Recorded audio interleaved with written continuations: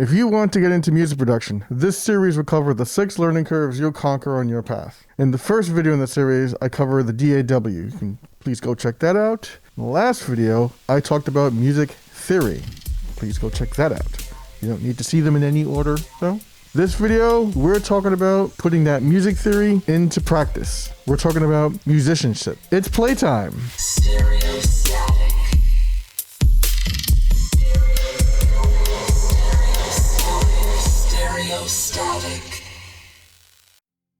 Hello everybody, I'm Peter Elfman from Stereostatic. I'm a novice music producer making videos for other music producers getting started just like I am. This is my buddy Starburst. He's here to keep me company and give me condescending looks on my brother's behalf.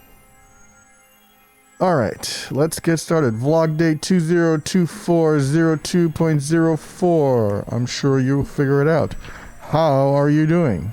The question's not rhetorical. Let me know how you're doing. How am I doing? I'm okay. I just finished mixes on 4 songs this week, one of them which is new, and going back and kind of knocking out some of the old stuff. I also have a new camera. Last video was shot with it, as long as this one. Not sure how I feel about it yet. If you've noticed something noteworthy, let me know. As I mentioned in the last video, I'm now providing rough edits for another vlogger's channel. Go check out Denise Renee's channels. If you're a producer looking to drum up business and increase your brand recognition, she's got some great tips for you. And also, if you're looking to do some nonfiction writing, she can help you out there as well. And why not? Because very few of us are only good at one thing, and you might be good at writing. All right, enough about me. Today, we're here to talk about musicianship, which is a word I had trouble saying a few times.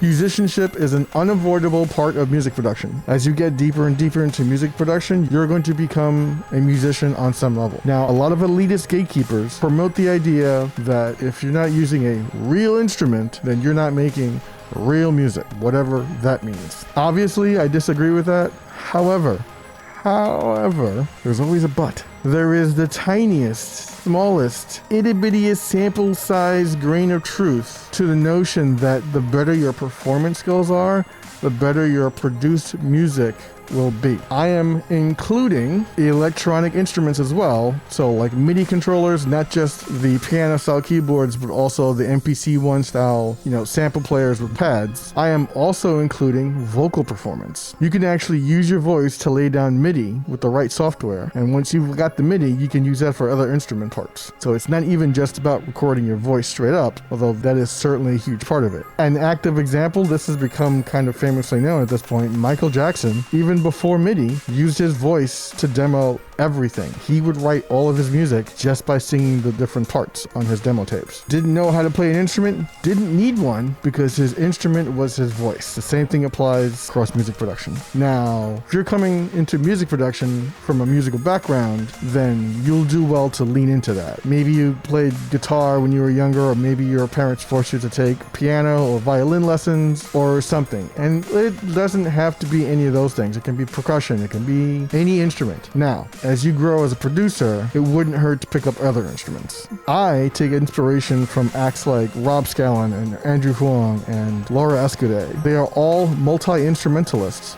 who can lay down complete tracks in their own studios without hiring other musicians. Now, I first learned to play trumpet back when the earth was a lot cooler. I have also had a couple of piano lessons and an organ lesson or two, and a couple of guitar lessons, so I'm not too much of a stranger to those things. The piano and the organ lessons were particularly helpful for music production because I have the Artuya Minilab Mark II 25 key. That's how I lay down most of my MIDI. Sometimes you gotta mouse it in. I have done full mouse-ins and it is not fun. That just makes life a little bit easier. I believe deadmau5 famously doesn't play an instrument, which is to say it's not necessary, but he also complains about how much mousing he's got to do because he doesn't play an instrument. If he played keyboard, his life would be a lot easier by his own volition. If you don't already play an instrument, like I said, you don't need to, but it wouldn't hurt to pick up one. For ease of teaching yourself, guitars are relatively inexpensive as far as instruments go, especially if you buy one used. And there are a ton of YouTube tutorials out there where you could basically teach yourself guitar. In reality, you can teach yourself any musical instrument if you're dedicated dedicated enough, because there are countless stories of people who sat in a corner of some house or some place and just hammered away at a piano or guitar or something, a harmonica, to learn it on their own. Harmonica might be another choice. It is not a very popular instrument these days. However, it is very small and very portable, which means you can go anywhere and play, and the thing just fits right into your pocket. We're going to keep this one short and sweet.